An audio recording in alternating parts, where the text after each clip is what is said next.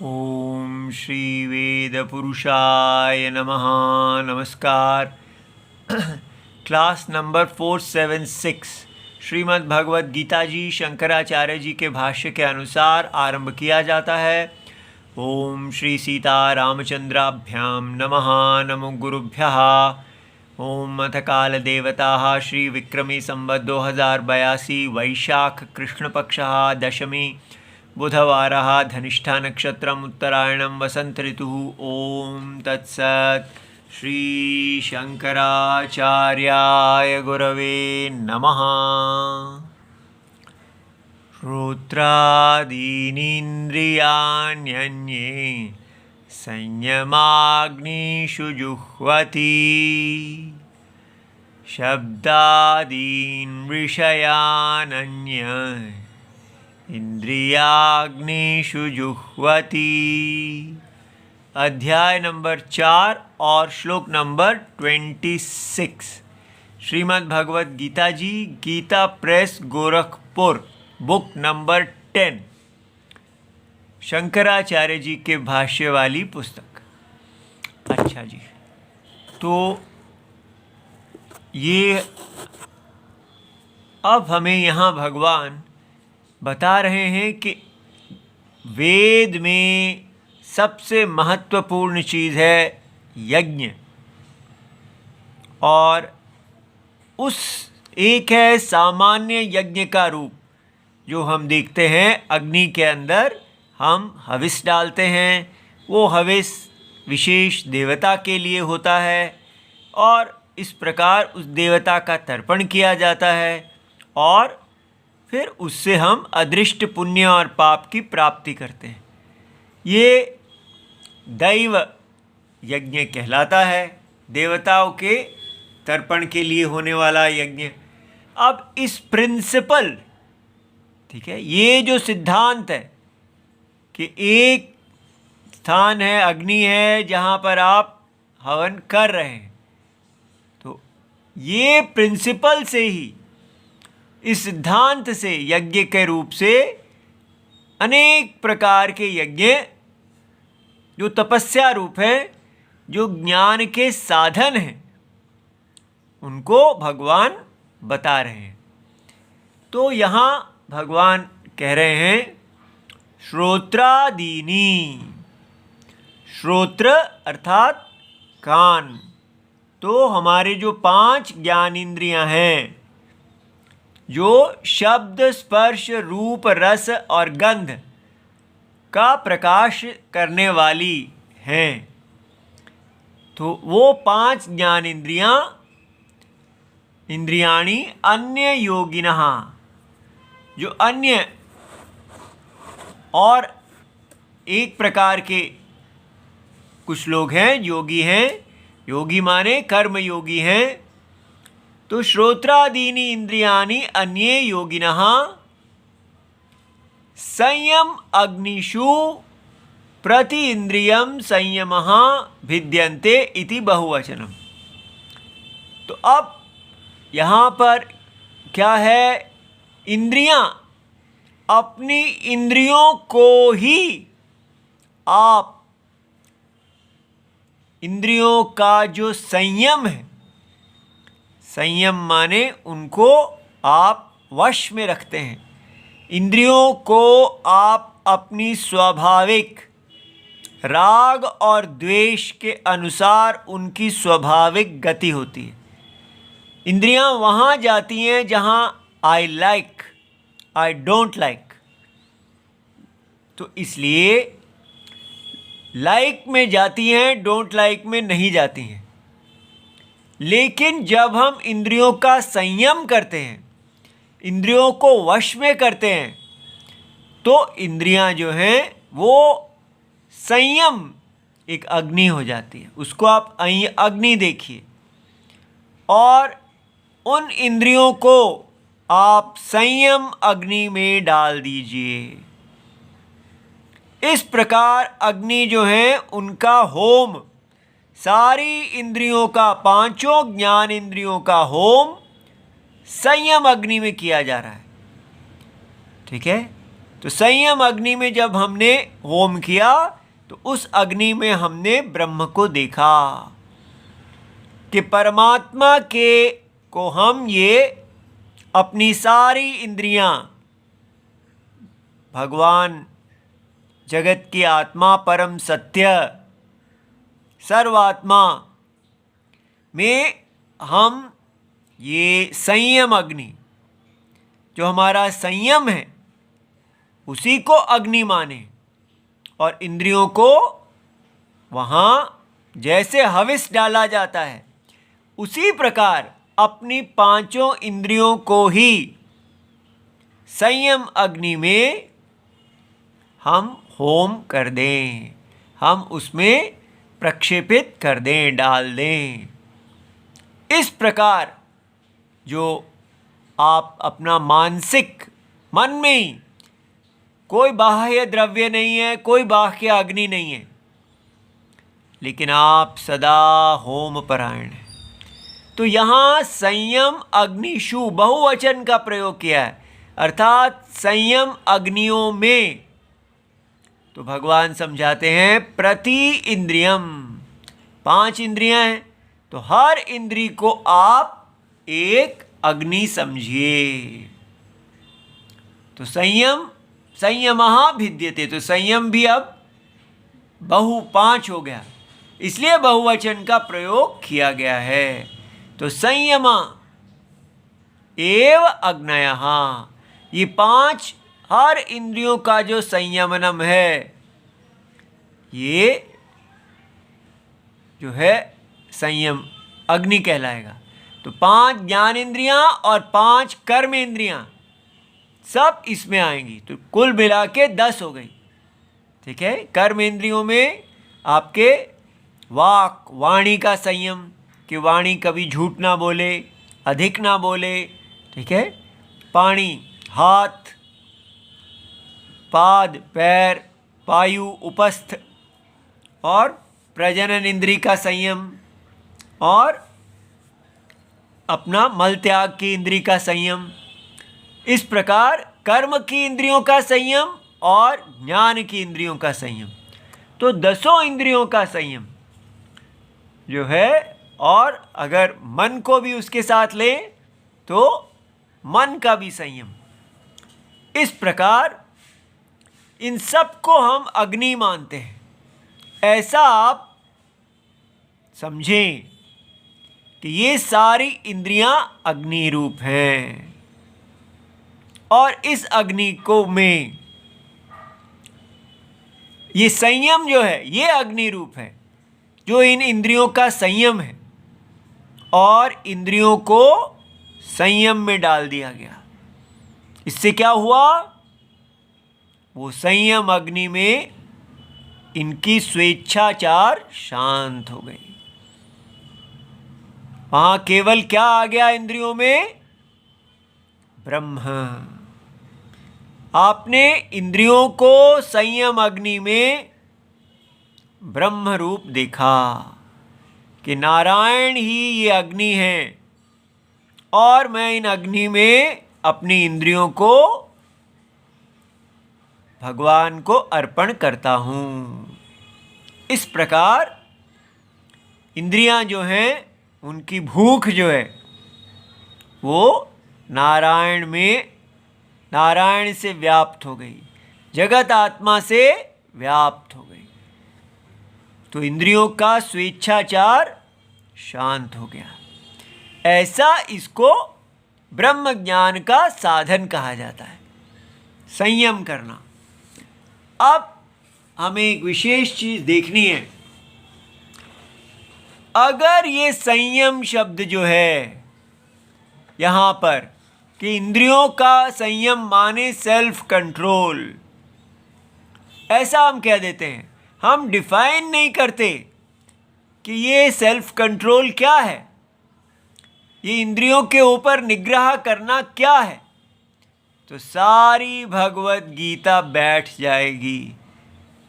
तब इसका अर्थ हो जाएगा कि एक क्रिकेटर भी उसको सेल्फ कंट्रोल करना है, तो वो अपनी सारी जो इंद्रियां हैं, उस इंद्रियों में जो संयम है उसके अंदर वो अपनी इंद्रियों को डाल देता है। संयम अग्नि जो है वही देवता है। संयम ही भगवान नारायण संयम के रूप में है, और वो फिर बहुत अच्छा क्रिकेटर बन जाता है। इस प्रकार ऐसा करने से भगवत गीता बिल्कुल नाक के बल भूमि पे गिर जाएगी। तो क्या होना चाहिए? जब तक हम, जो कल हमने देखा कि हम ये परिभाषित नहीं करते कि राम कौन है, रावण कौन है, ये हमारे शास्त्र का मूल है। यहाँ गलती हुई तो दुर्घटना घटी। पूरा वैदिक धर्म इसके ऊपर टिका हुआ है। हम आजकल उल्लू बन रहे हैं। हमको कहा जाता है राम कौन है, अच्छाई, और रावण कौन है, बुराई। तो हम कहते ये तो बहुत अच्छी बात है। ये डेफिनेशन को स्वीकार करते ही हिंदू पूरी तरह पटकनी खा जाते हैं हम, क्योंकि अच्छाई की बुराई के ऊपर जय ये है। तो हम कहते हैं इससे क्या होता है, ये तो बहुत अच्छा डेफिनेशन है, सारी दुनिया पे ये लागू होगा। हर जगह अच्छाई जीतनी चाहिए और बुराई हारनी चाहिए, इसलिए राम हमारे सारी दुनिया के हो जाएंगे। ये तो बहुत ही अच्छा है। इससे क्या हो जाएगा? राम को आपने अच्छाई कहा तो हर मत अपने आप डिफाइन करेगा कि ये अच्छाई क्या होता है। कम्युनिस्ट आके कहेंगे अच्छाई माने वर्णाश्रम धर्म को नहीं मानना, ये अच्छाई है। क्यों? क्योंकि जो लोग विक्टिम हैं, दलित हैं, दबाए गए हैं, उनको ऊपर उठाना ये अच्छाई है। इसलिए सब ब्राह्मण आदि जो हैं वो आदरणीय नहीं हैं। जो हमारे यहाँ कहा गया है ब्राह्मण जो हैं वो सबसे आदरणीय हैं, क्षत्रिय वैश्य शूद्र इस प्रकार क्रम है, वो सारा आदर का क्रम छोड़ दो, सब इक्वालिटी, यही राम है। राम माने इक्वालिटी, अच्छाई माने इक्वालिटी। जो लोग इस बराबरी की सिद्धांत को नहीं मानते वो रावण है। तो इसलिए हमारी पूरी सभ्यता बराबरी पे नहीं चलती, असमानता पे चलती है। हम असमानता को स्वीकार करते हैं और उसका पालन करते हैं। लेकिन अगर आपने कह दिया अच्छाई, तो कौन निश्चय करेगा अच्छाई होती क्या है? इस प्रकार फिर आप कहेंगे अच्छाई क्या है? स्त्रियों को पुरुषों के समान मानना, समानता। तो क्या है? परिवार में कोई ऐसा नहीं होगा कि पुरुष जो है वो यज्ञ करेंगे और स्त्री जो है उसकी सहधर्मिणी होगी, उसके पीछे चलने वाली होगी। नहीं, सब साथ चलेंगे। बच्चे भी, कोई बड़ा छोटा नहीं है, सब बराबर हैं। इस प्रकार लगता है अरे बराबरी तो सच में बड़ी अच्छी है, क्यों किसी को छोटा कहा जाए? तो और कौन सा छोटा बड़ा रह जाएगा? बाजार में, हाँ, बाजार में जो आपका बॉस है वो बड़ा है और वहाँ पर बड़ा छोटा है तो उसकी बात मानो, लेकिन घर में किसी बड़े की बात नहीं माननी। स्कूल में भी कोई टीचर जो है वो केवल आपको विद्या देगा, लेकिन आपका बड़ा नहीं है वो। इस प्रकार सारे समाज में हम बराबरी को अच्छाई मान लेते हैं। और संयम का क्या मतलब है? कि आप सबको बराबर करें। इस प्रकार हिंदू धर्म का मतलब कम्युनिज्म हो जाता है और हम पूरी तरह अपने ही वर्णाश्रम धर्म, वेदोक्त धर्म का नाश करने लगते हैं। इसलिए सबसे पहले धर्म को जानने के लिए हमको ये डेफिनेशन पक्की करनी है कि रावण कौन है? अहम देहहा, मैं देह हूं। अगर आपने कह दिया हम सब देह हैं तो हम सब बराबर देह हैं, फिर तो देह तो बराबर है। लेकिन देह को धारण करने वाला आत्मा, उसके कर्म जो हैं वो अपने कर्मों के अनुसार वो आत्मा अलग अलग देह को धारण कर रहा है।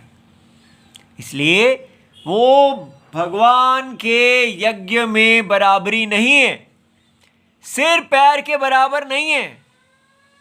जो व्यक्ति सिर के रूप में जन्म लिया है अपने पूर्व जन्मों के कर्म में, वो आत्मा ब्राह्मण है।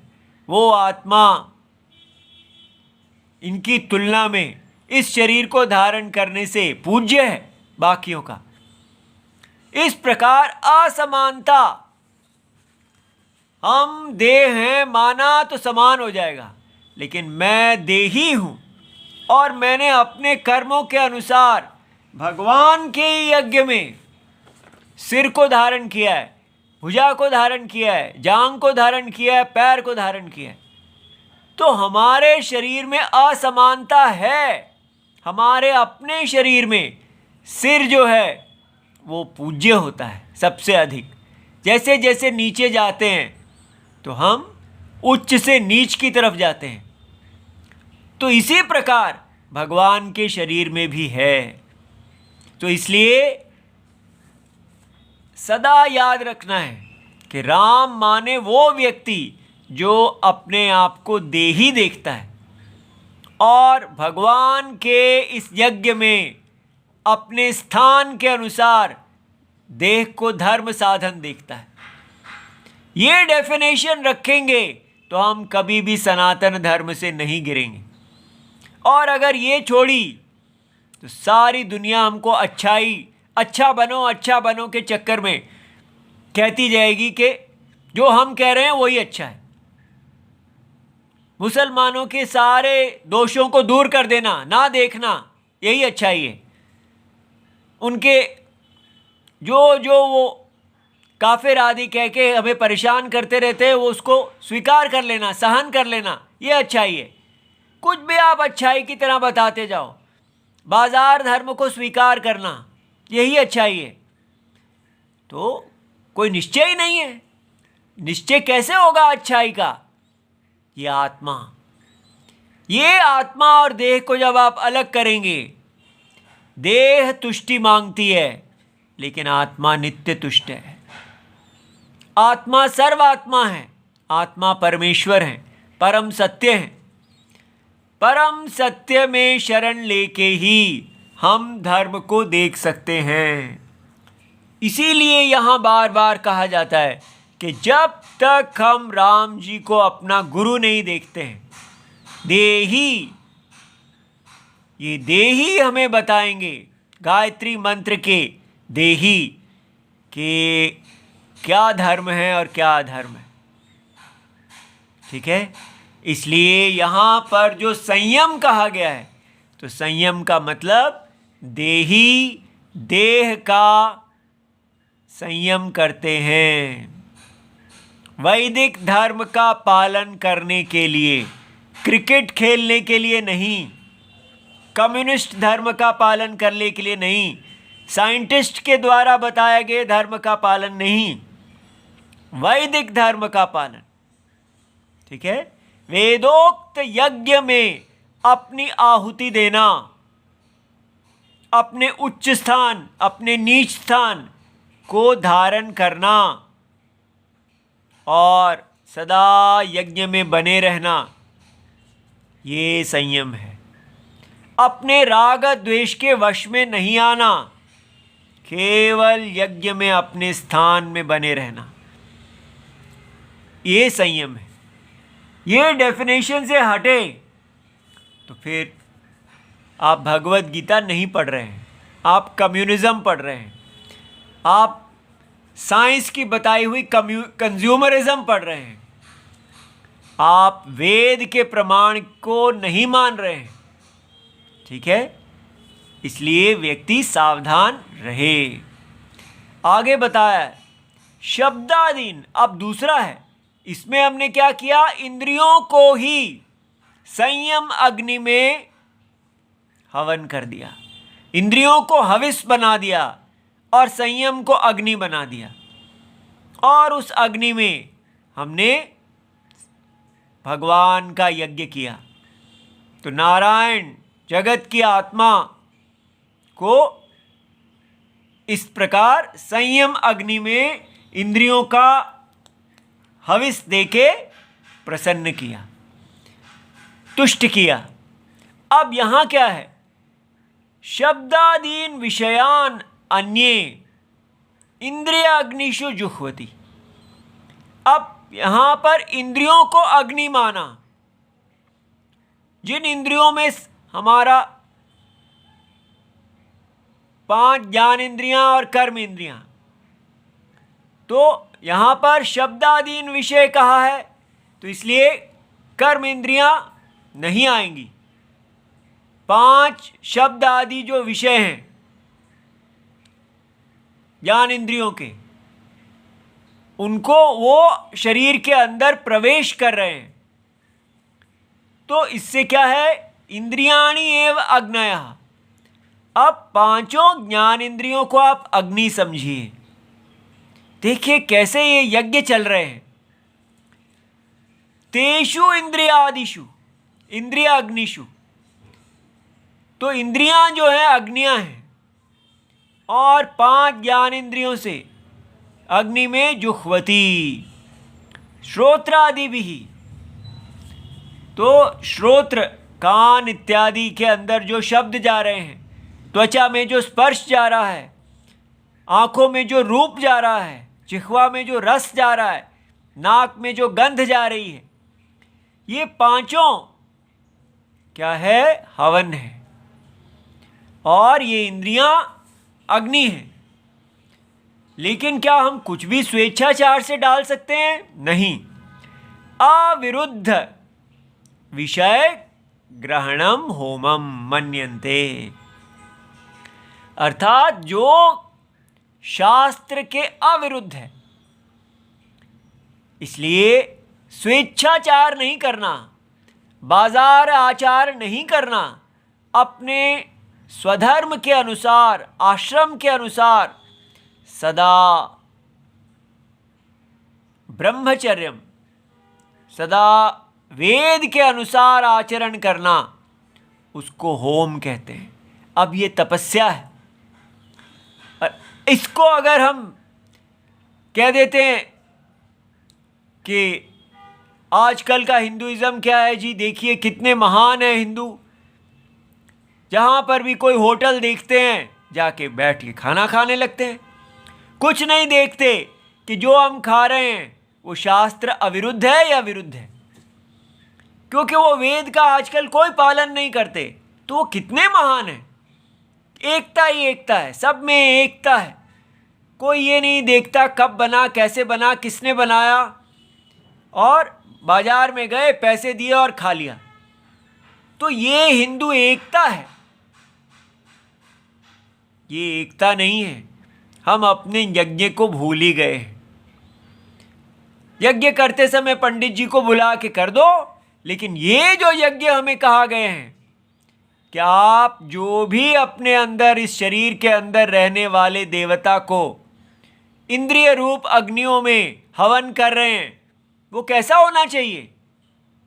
वो शास्त्र के अनुसार होना चाहिए। आपको क्या चीज विहित है और कौन सी चीज वर्जित है, उसको देखना चाहिए। तो जो व्यक्ति अपने अपने स्वधर्म का पालन कर रहा है, वो तो भी असमानता का पालन कर रहा है, तो हिंदू को बटा रहा है। ऐसी अगर आप सोच करेंगे तो फिर भगवत गीता को छोड़ दीजिए, पॉलिटिक्स कर लीजिए। ठीक है, इसलिए भटकने से बचने का एक ही तरीका है कि आपके गुरुजी देह के अंदर रहने वाले राम जी होने चाहिए। नहीं तो हर व्यक्ति यहाँ एक अपना ही मॉडल बना के बैठा है हिंदुइज्म का, अपने स्वार्थ के अनुसार, क्योंकि सब स्वार्थी ही हैं। जो व्यक्ति अपने आप को देह मानता है वो अपनी देह को ऊंचा करने के लिए एक अपना हिंदुइज्म बनाएगा और उसी को बाजार में कहेगा यही सनातन धर्म है। इसलिए गुमराह होने से बचने के लिए, हे राम जी, क्या है सनातन धर्म? जिस अंतरात्मा को जहां यज्ञ देने की बात की जा रही है, जिस अंतरात्मा को सर्वव्यापी देखने की बात की जा रही है, उन्हीं से ही जानिए क्या आहुति देनी चाहिए, कैसे यज्ञ करना चाहिए। ठीक है, इसलिए अंतरात्मा नारायण भगवान को अपना गुरु मानना, इससे हिलना नहीं है। यहां से हिले तो फिर हम भगवत गीता पढ़ते पढ़ते कहां पहुंच जाएंगे कुछ पता ही नहीं। ऊपर से लगेगा भगवत गीता हो रही है और अंदर से बाजारवाद हो रहा है, इस्लामवाद हो रहा है, कुछ भी हो सकता है। इसलिए ये सावधान रहना है। अब अगला श्लोक देखते हैं।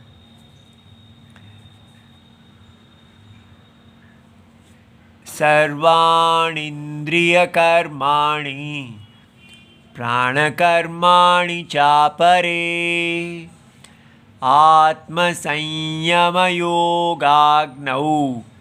जुह्वति ज्ञानदीपिने दीपिते। तो अब देखिए, पहले क्या किया हमने? कहा इंद्रियों का संयम अग्नि है और इंद्रियां हविस हैं। फिर उसके बाद क्या किया? इंद्रियां अग्नि हैं और इंद्रियों का अंदर जो विषय आदि जा रहे हैं, शब्द स्पर्श, वो हविस है। अब तीसरा स्टेप देखिए, कहा कि सर्वाणि इंद्रिय कर्माणि, इंद्रियों के द्वारा किए गए सारे कर्म, और प्राण कर्माणि च अपरे। अब हम कर्म इंद्रियों पे आ गए, यहाँ ज्ञान इंद्रियां थी, तो सारी इंद्रियों के द्वारा किया गया व्यवहार और आप जो प्राण को अंदर ले रहे हैं, बाहर ले रहे हैं, वो सब आत्म संयम योग अग्नि में। ठीक है, जुह्वति ज्ञान दीपिते,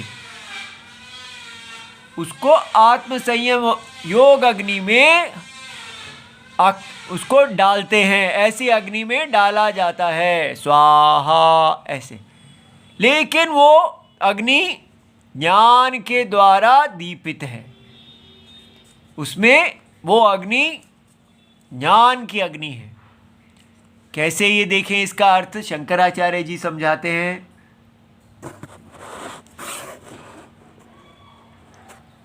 सर्वाणि इंद्रिय कर्माणि, इंद्रियाणाम कर्माणि, तो इंद्रियों से जो भी कर्म किया जा रहा है उनको इंद्रिय कर्माणि कहते हैं।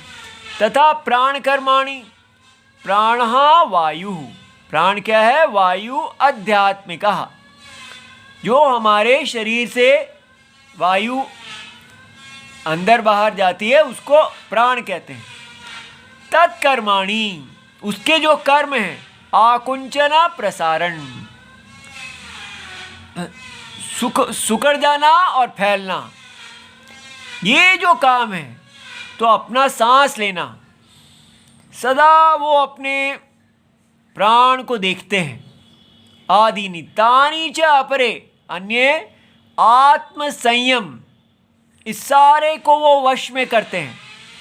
अपनी कर्मेंद्रियां, कैसे बोलना, कैसे चलना, कैसे उठना, कैसे बैठना और किस प्रकार सांस लेना, ये सारा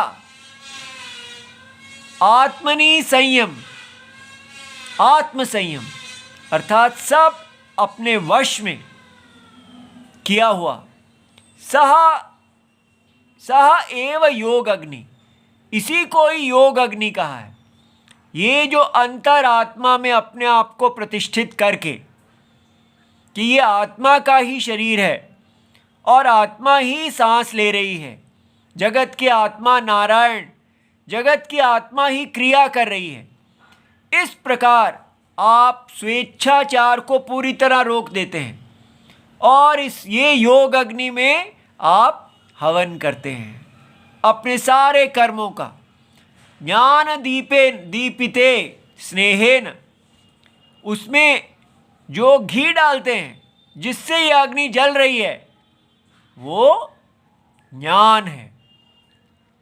दीपिते विवेक विज्ञानेन, तो विवेक, आत्मा अनात्मा, सत्य असत्य, इस प्रकार जो स्वप्न का आत्मा और पूरा स्वप्न, ये जो विवेक है, उज्ज्वल भावम आपादिते, सदा इस विवेक अपने इस यज्ञ की अग्नि को उज्ज्वल रखते हैं, वो खूब अच्छी जल रही है। प्रविलापयन्ति इत्यर्थः। इस प्रकार वो अपने ज्ञान में स्थित हुए अपने सारे कर्मों को, जो भी कर्म है, चाहे वो प्राण का कर्म है या वो इंद्रियों का कर्म है, उस सारे को अकर्ता आत्मा में लय कर देते हैं। उनको सदा अकर्ता आत्मा ही दिखती है। ऐसा जो तपस्या रूप यज्ञ है, ये हमारी भगवद गीता बता रही हैं। ओम नमो भगवते वासुदेवाय। प्रणाम।